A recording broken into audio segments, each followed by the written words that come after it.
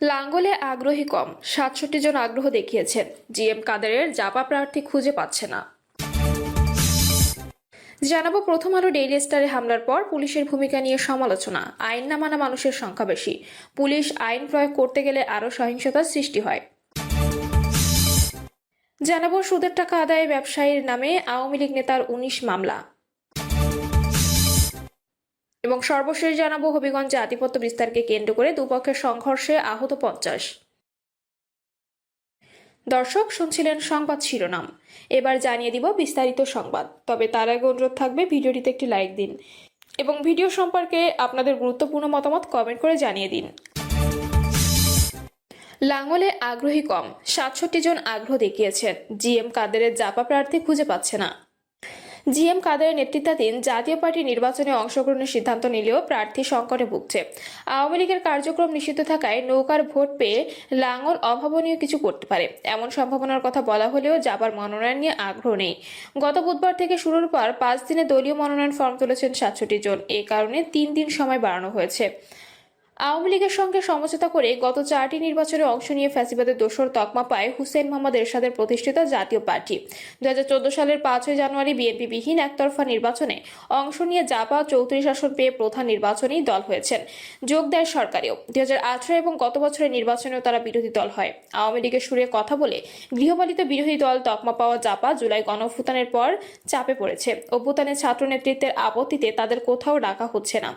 একাধিকবার জাপা কার্যালয়ে হামলা হয়েছে। জিএম কাদের সহ জ্যেষ্ঠ নেতারা মামলার আসামি হয়েছে। নেতৃত্ব দিয়ে বিরোধ অধিকাংশ জ্যেষ্ঠ নেতাকে দিয়ে একই নামে দল করেছেন ব্যারিস্টার আনিসুল ইসলাম। এবার ৬৭টি ফর্ম মনোনয়ন ফর্ম বেচার তথ্য কেন্দ্রীয় কার্যালয় সূত্র নিশ্চিত করেছে। তবে মহাসচিব ব্যারিস্টার শামীম হায়দার পাটোয়ারির দাবি সংখ্যাটি ২ শতাধিক। তিনি বলেছেন ২৫ বা ২৬শে ডিসেম্বর প্রাথমিক প্রার্থী তালিকা ঘোষণা হবে। চেষ্টা থাকবে ৩০০ আসনে প্রার্থী ঘোষণার।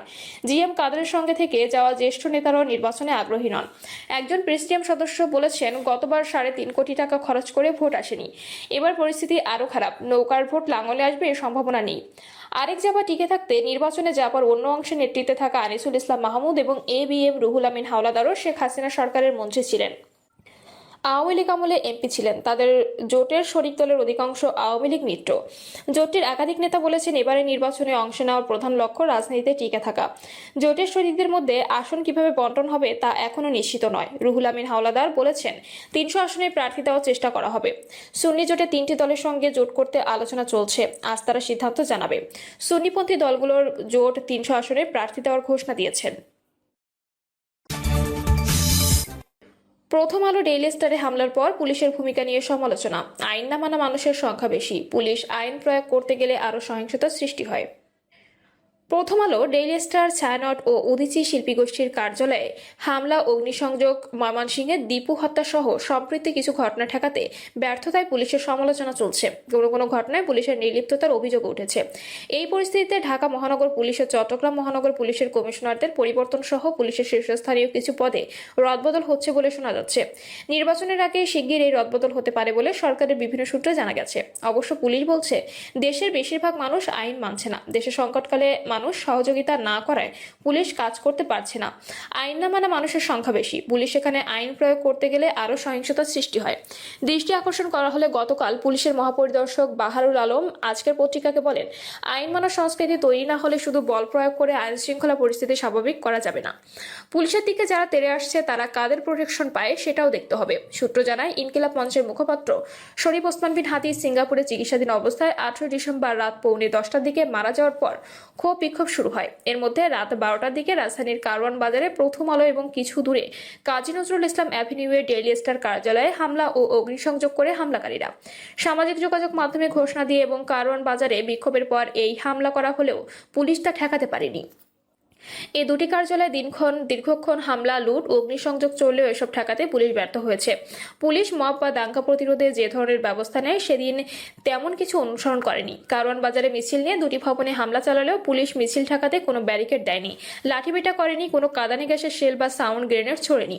একই অবস্থা দেখা গেছে ধানমন্ডিতে ছায়ানট ভবন ও তোপখানা রোডে উদীচীর কার্যালয়ে হামলার সময়ও। ডিএমপির অতিরিক্ত commissioner S N Mohammad Nazrul Islam বলেন, কারওয়ান বাজারে প্রথম আলো ও ডেইলি স্টার কার্যালয়ে হামলা, ভাঙচুর ও অগ্নিসংযোগের ঘটনায় পুলিশ অ্যাকশনে গেলে গুলি হতো, 2-4 জন মারা যেত। এরপর পুলিশের ওপর পাল্টা আক্রমণ হতো। এই কারণে সেদিন পুলিশ অ্যাকশনে যায়নি। সরকারের একটি সূত্র জানায়, প্রথম আলো ডেইলি স্টার কার্যালয়ে হামলার আগে কারওয়ান বাজারে সড়ক অবরোধ করে বিক্ষোভ হয়। ওই বিক্ষোভের সময় সরকারের উচ্চ পর্যায় থেকে সব ব্যবস্থা নিতে নির্দেশনা দেওয়া হয়েছিল। তবে এই নির্দেশনা মাঠের আইন শৃঙ্খলা রক্ষাকারী বাহিনীর সদস্যদের কাছে পৌঁছায়নি। প্রথম আলো ও ডেইলি স্টারে হামলার ঘটনায় মামলা হয়েছে। এই ঘটনায় 17 জনকে গ্রেপ্তার করা হয়েছে। 8 ডিসেম্বর রাতে ময়মনসিংহের ভালুকায় জামেরদিয়ায় পাইওনিয়ার নিটওয়ার্কস বিডি লিমিটেড নামের কারখানায় ধর্ম অবমাননার অভিযোগ দীপুচন্দ্র দাসকে পিটিয়ে হত্যার পর মরদেহ গাছে বেঁধে আগুন ধরিয়ে দেয় উত্তেজিত জনতা। হত্যার কয়েক ঘন্টা আগে থেকে উত্তেজনা শুরু হলেও পুলিশ তা ঠেকাতে পারেনি। র্যাব বলছে, দীপুকে তার কর্মস্থলের কর্মকর্তাই উত্তেজিত জনতার হাতে তুলে দেন। এসব ঘটনায় ব্যাপক প্রতিক্রিয়া ও সমালোচনা শুরু হয়।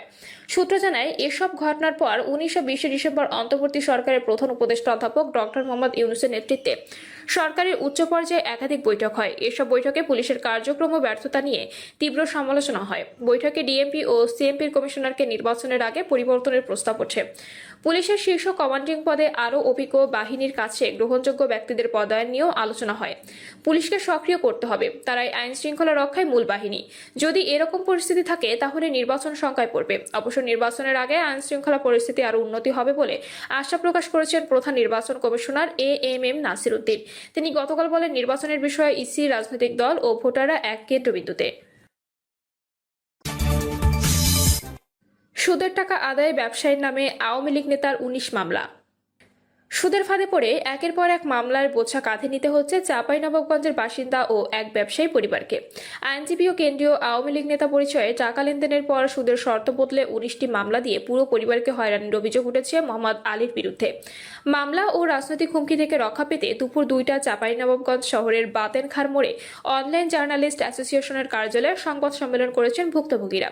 জানা গেছে, চাঁপাইনবাবগঞ্জের শিবগঞ্জ উপজেলার বিনোদপুর ইউনিয়নের বাসিন্দা আসিফ আলমগীর তিনি রাজধানী ঢাকার উত্তরায় মোবাইল অ্যাক্সেসরিজ ব্যবসা করেন। 2019 সালে সামাজিক যোগাযোগ মাধ্যমে ফেসবুকের মাধ্যমে পরিচয় হয় আইনজীবী ও আওয়ামী লীগ নেতার মোহাম্মদ আলীর সঙ্গে। তার বাড়ি রাজশাহীর অক্ট্রয় মোড়ে। তিনি বাংলাদেশ আওয়ামী লীগের কেন্দ্রীয় উপকমিটির সদস্য। তার একটি ভিজিটিং কার্ডে নিজেকে ঢাকার জাতীয় আইন কলেজের প্রভাষক হিসেবে উল্লেখ করেছেন। পরিচয় সূত্র ধরে যোগাযোগ ছিল তাদের মধ্যে। হঠাৎ মোহাম্মদ আলী জানান, তিনি সুদের ব্যবসা করেন। লাখ প্রতি মাসে 2000 টাকা সুদ দেওয়ার শর্তে ওই আইনজীবীর কাছ থেকে কয়েক দফায় 25 লাখ টাকা নেন আসিফ আলমগীর। এ সময় তার স্ত্রী নাফিসা আঞ্জুমান ঐশীর নামে ব্যাংক চেক ও নন জুডিশিয়াল স্ট্যাম্পে সই নেন। তবে কয়েক দফায় 13 লাখ টাকা ফেরত দেন ওই দম্পতি। কিন্তু শর্ত মোতাবেক 2 মাস সুদের টাকা দিতে পারেননি আসিফ। এরপর তাদের উপর নেমে আসে জুলুম। মোহাম্মদ আলী লাখে 3500 টাকা সুদ দাবি করেন। এই টাকা দিতে অস্বীকৃতি জানালে ঢাকা, রাজশাহী ও খুলনায় 19টি মামলা করেন ওই আওয়ামী লীগ নেতা। মামলায় আসিফ আলমগীর স্ত্রী নাফিসা আঞ্জুমান ঐশী, মা, ভাই, তাদের ভাড়াটিয়া, এমনকি তাদের আইনজীবীকেও আসামি করা হয়েছে।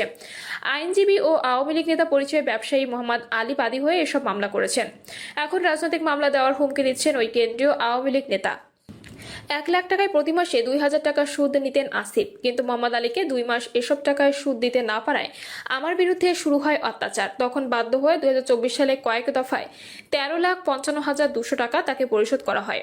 টাকা পরিশোধ করলেও তিনি আমাকে চেক বা স্ট্যাম্প ফেরত দেয়নি, বরং আমার বিরুদ্ধে দেশের বিভিন্ন জেলায় বিভিন্নভাবে মামলা দিয়ে হয়রানি করছেন। এখনো পর্যন্ত আমি, আমার মা, শাশুড়ি, স্বামী সহ বিভিন্ন স্বজনদের উপর মামলা দিয়েছে মোহাম্মদ আলী। আমি অ্যাডভোকেট কাজে গেলে তার নামেও মামলা দেওয়া হয়। সবগুলো মামলায় বাদী তিনি নিজেই। এখনো পর্যন্ত আমাদের বিরুদ্ধে প্রায় 19টি মামলা করেছেন। আমাকে রাজনৈতিক মামলা দেওয়ার হুমকি দিচ্ছেন। আওয়ামী লীগ নেতা ও সুদের ব্যবসায়ীর বিরুদ্ধে বার কাউন্সিলে অভিযোগ দিয়েও কোনো ব্যবস্থা হয়নি। নাফিসার অভিযোগ, সুপ্রিম কোর্টের আইনজীবী পরিচয় দিয়ে কেন্দ্রীয় আওয়ামী লীগ নেতা মোহাম্মদ আলী সুদের ব্যবসার নামে প্রতারণা করে আসছেন। তিনি নিজেকে ঢাকায় জাতীয় আইন কলেজের প্রভাষক হিসেবে পরিচয় দেন।